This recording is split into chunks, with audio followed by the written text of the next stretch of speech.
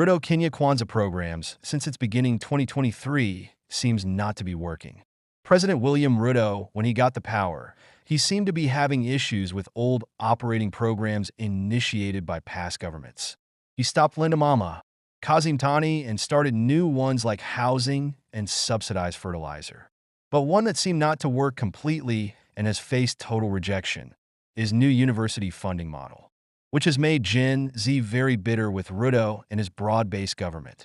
Gen Z university students seem not to like it at all, claiming that majority of them are set to receive very low funding that can't sustain them in university to take their undergraduate programs. Mr. President, my first question, and one of the biggest questions my people have been asking me, is why the rush? Why the rush in implementing a model that has a lot of technicalities? Why the rush? Because I am a financial engineer, and as you have said, the issue of the interest rates is determined by actuarial scientists. But the model in itself has a lot of issues up to this moment. So even if we had all these issues coupled together, you've given a lot of sad stories of people not making it to campuses such as the Scott Bible Institute being closed. But Mr. President, we have a lot of people being affected right now. While we were at Naivasha, Mr. President, once we left, we felt like rubber stamps. Naongea ukweli, comrades. For the simple reason that after that, a report was given in Naivasha. We had a summit in Naivasha around June. And the report that came out is that we had agreed to the model. And our comrades were really angry with us, Mr. President. So we felt at that point like we were being set up. Like what we are telling the people is just for formalities. And we have spoken in a lot of forums, Mr. President, but I believe you have already noticed that people are not clapping much to even the best of points, because there's a general tiresome, there's a general exhaustion among the people, because we are usually given a lot of promises. We will come to forums such as this, but we know that very little of it will be implemented. In a heated session marked by frank exchanges and pressing concerns, President William Ruto faced a barrage of tough questions from university student leaders about the new university funding model, which has stirred unrest. One of Comrade by name Gichangi Gitonga, the Secretary General of Jomo Kenyatta University of Agriculture and Technology, JKUAT, set the tone with a candid disclosure of the pressures he faced from his constituents. He said, "The entire time I was sitting on this seat, it was getting hotter and hotter."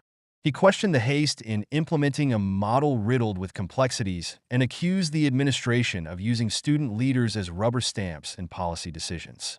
Highlighting concerns about transparency and corruption, Gitonga challenged President Ruto to address the discrepancies in financial figures related to higher education debts, which have varied in public statements. He further said that we were told of a debt of 70 billion Kenyan shillings at HCLB, then 51 billion Kenyan shillings for private universities, and today you mention 180 billion Kenyan shillings. As a financial engineer, I find it hard to reconcile these figures. Before we get deeper, please subscribe to our channel, like this video, and turn on notifications that you can also write a comment. What do you think? Is new university funding model better than the old model used by Uhuru government? Write in the comment section. Thank you so much. Now guys, let's get deeper. And Mr. President, we also know that corruption is the biggest public expenditure. And before you came into office, there were people you came into office with who had corruption scandals. But once they got into office, they became suddenly people of integrity.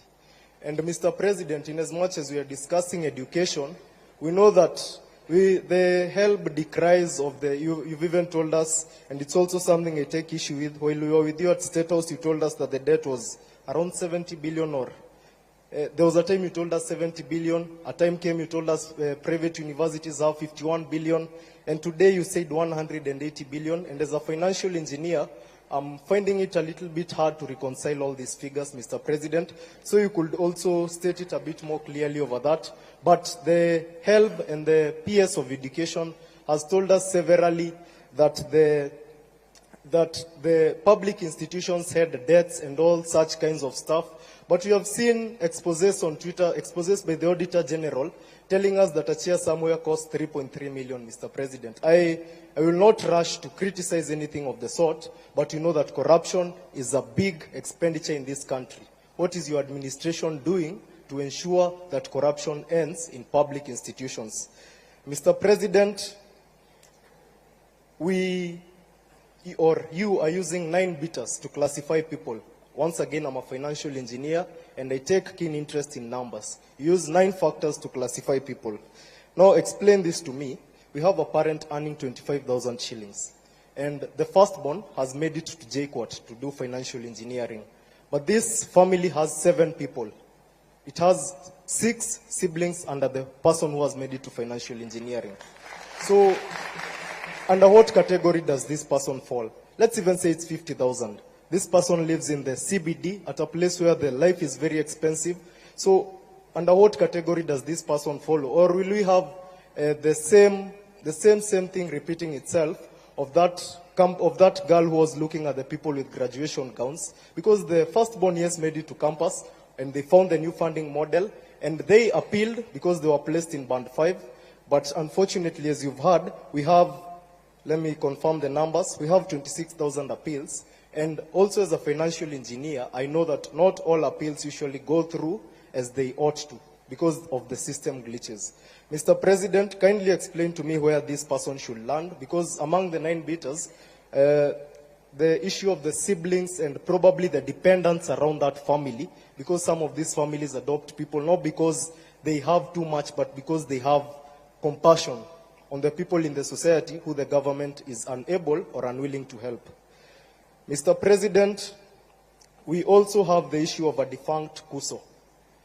And Mr. President, I love what the gentleman who has spoken in Swahili. I must first commend him because of the perfect grammar. Of the issue of, I do not know if you know anyone who represents other campus students. Because, comrades, do you know anyone who represents you? Do you have anyone? So, Mr. President, I would like to urge you to probably constitute something that will even be recognized by the government, because as students we have been crying, as student leaders we have been crying for a very long time of people who are there to just by themselves cast, Mr. President, people who are there not to represent our will, but they are own, people who are there for their own stomachs. And these are the people who you are striking against. Mr. President, people in this room are angry because of 2 people. One, it is you. I've told you I'll be impeached if I do not tell you the truth. My constituents told me that they feel, and I will put this as respectfully as possible, that you advise your advisors because of the issues. For example, let's say the issue of the new funding model. Mr. President, the only person who has explained the new funding model in the best way is you. So my constituents were asking me, as in, shouldn't the people in charge of that ministry be able to put it better than the president himself? The other person that the comrades are very angry with is in this room, seated somewhere in front, Mr. President, somebody who has been claiming to represent our interests. But, comrades, does that person represent your interests? Does that person represent your interests? So, Mr. President, if anyone comes to you claiming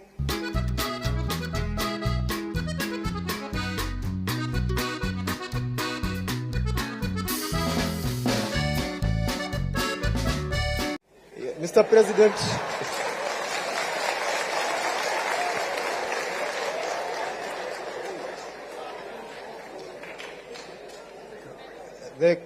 the comrades are telling me to tell him to walk out, but we are here for peace, Mr. President. So I would want to put it as straight as possible and to be as brief as a cock on a hen.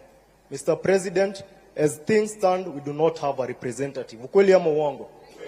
We do not have a representative unless you enable us have some permanent office to ensure that student leaders are represented, and you ensure that unlike the many government offices we have today, the government will not interfere with the affairs of the students.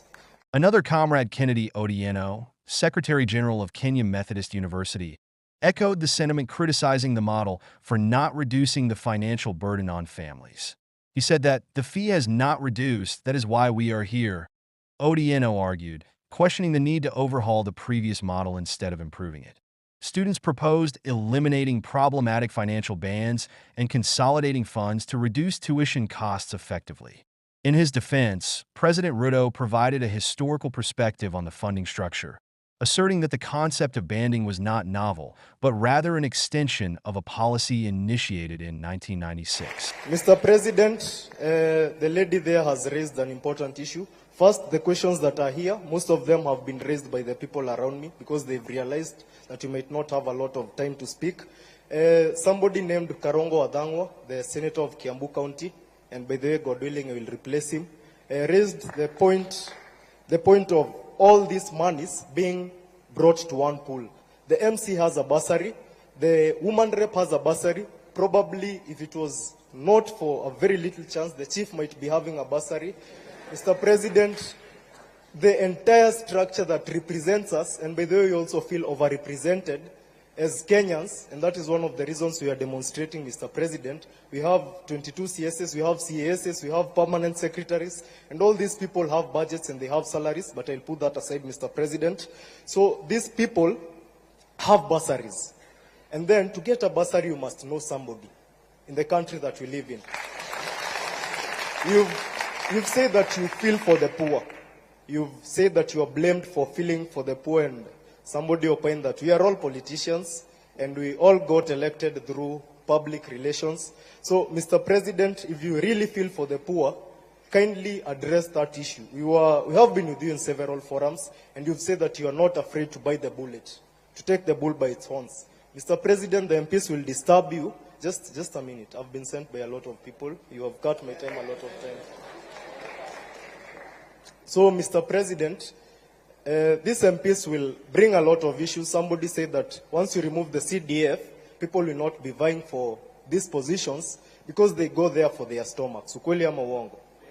Mr. President, kindly consider that because that will be a legacy. And actually, if you are able to do that, Mr. President, in 2027, I will personally have no issue electing you. So, Mr. President, address that issue. And finally, Mr. President, I feel like there are a lot of discrepancies in what in the numbers that we are being given.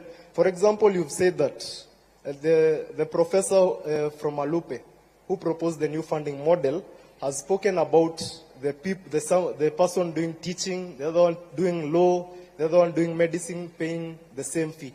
But we are student leaders here and we are students. Is that the truth? No. Under the differentiated unit costing, does a teacher pay the same amount as a doctor? So, Mr. President, we kindly ask that such small things be reconciled because these are the things that make people strike. Probably in Naivasha, the HELB did a lot of good work, but as I said in the newspaper yesterday, the Daily Nation, you could go through it. I said that you might be doing a lot of good work, but your communication team is very bad. So, Mr. President, for the little good work that you do, ensure that you know. And last but not least, there are students who defer. And also help me on this issue. We have students who deferred in 2022, but they have come back right now. The new model has 5 bands, and all we did was expand from 4 bands to 5, Ruto explained, stressing continuity and policy evolution. Ruto also drew on his personal experiences to underscore the long-standing nature of the student loan system. I went to university in 1987 with a loan of $55,000 at an interest of 2%, which I repaid when I started working. The loan component has always been there. It is what makes the model sustainable, he explained. Addressing the broader implications of education on national integrity, Ruto warned, to destroy a nation, you don't need an atomic bomb or long-range missiles. Lowering the quality of education and allowing exam cheating can destroy a nation. He explained his commitment to reform by referencing the appointment of a 42-person task force tasked with resolving issues in the education sector. I feel that it will be very unfair for these students to be classified under the new funding model, Mr. President. And they are a lot. And they have sent me with their cries, Mr. President. So I stand here as a representative of my people. Kindly address those concerns. Thank you. Thank you. already two from this side. Let's take, I think the final two from there, and then from here.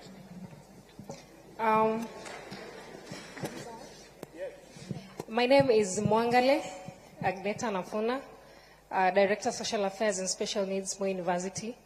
Allow me to recognize the presence of my Vice Chancellor, Professor Sanga Koske.